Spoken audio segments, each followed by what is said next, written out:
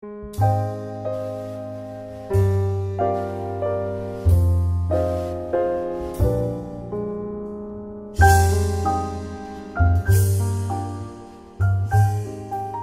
does it mean, from my standpoint, to be a very good editor? And I don't know if I'm a very good editor, but I try. What it means is basically, first of all, having an innate sense of timing, what works and what doesn't, how much pause to leave after an action or a word before you go to the next thing. And that will depend on, the kind of emotions you're eliciting, or it could just be instructional. And also, very involved in that is who you're editing for. I find sometimes it's much easier for me to edit with a client in the room than for myself, because for myself I have to really figure out what do I want. But when there's a client in the room, I have to think, what do they want? And sometimes they tell me, and sometimes they don't, but I surmise what they want. And it's kind of easier for me to figure out how to give them what I think will please them than sometimes it is for me to figure out what I should do to please myself. I think really it started with a love of television. Some of my first memories are waking up really early in the morning, and way before any of my parents were up, and going right to the TV and turning it on and seeing nothing. There was just white noise. At the time, they didn't have 24-hour broadcast, so let's say Channel 2, and I'd be up there at 6:30, and I also learned sort of how to tell time, because I knew, when it was like 6:50, like CBS in New York had this show, Call to Prayer, and it had a slide of like that, and then at 6:55 they had previews, and at 7 o'clock they started with some show. And Channel 4 at the time had the test pattern, which I used to call the boo, because it sounded like this. Boo!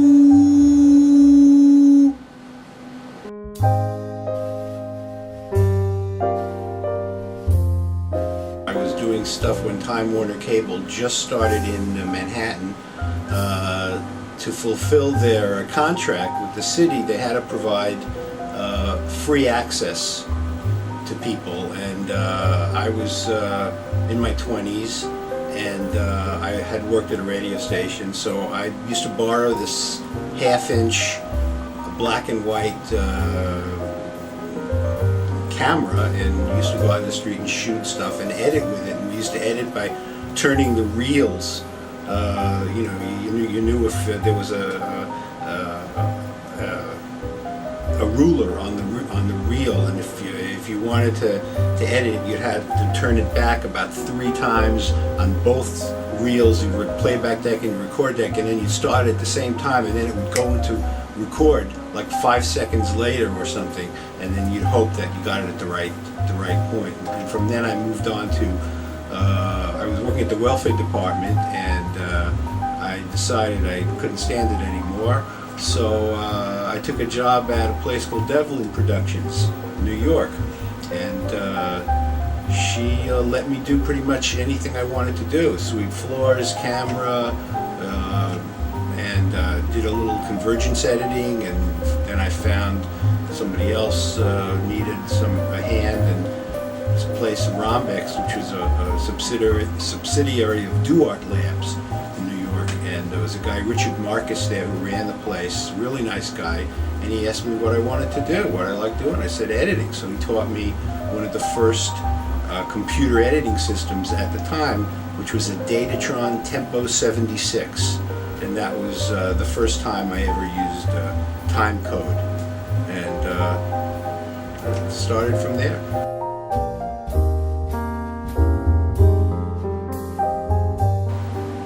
I think it'll be more touch screen. I think you'll call up what you've recorded, and you'll touch the screen, and you'll just be able to go, and they may have it now for all I know, and we go like this, and then touch the screen, and that's where you want to edit, and maybe there's another screen for the record side, and you do that. So instead of a keyboard or a mouse, you're doing it all with the touch screen, and for all I know, there are systems that do that already, but none that I'm particularly aware of. It also may be where it'll be voice activated. So if you park something at a point, you could say dissolve or wipe or 30 frame zoom in or something. And I think there'll probably be less actual keyboard stuff.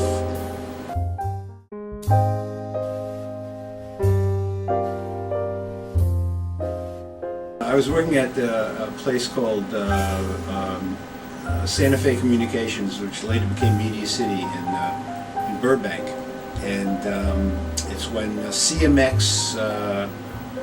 We didn't have a CMX, but somebody came in with an Avid list. Avid had just started, and the storage for Avid wasn't enough where they could actually edit for online, so they cut their offline on Avid and then bring it to our online bay, and it was a misery of getting a list of numbers, and there'd be all cuts, and the client wanted dissolves, so you'd have to figure out the handle that you had to over-record in order to get the dissolve, and if it was on the same reel. This was before D2 or any pre-read editing, so you had to lay off the shot on another reel, and then you had a A-roll and a B-roll, and keeping track of all of that was really insane. And if you didn't have a really good tape op, it could be a pretty miserable experience. And one day I had about an hour show to do like that, and it was tough.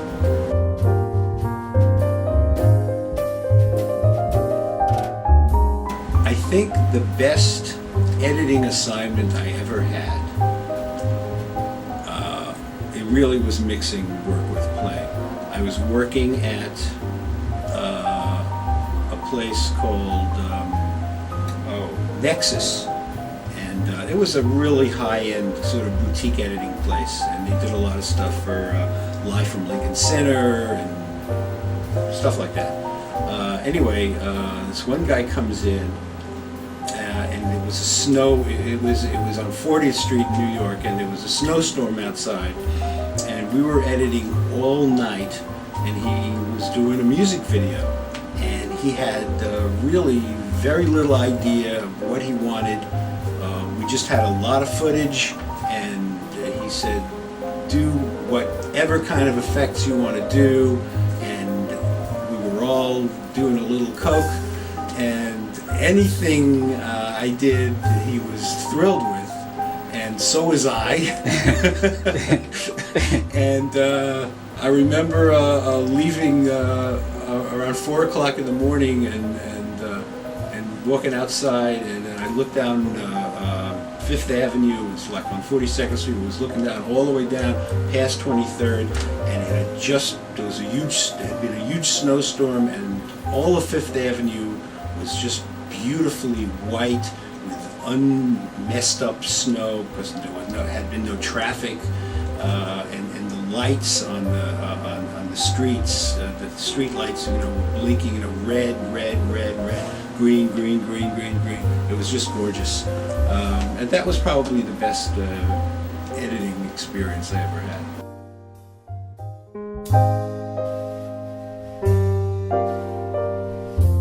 I think the main thing is to be aware of what people like, of how they express what they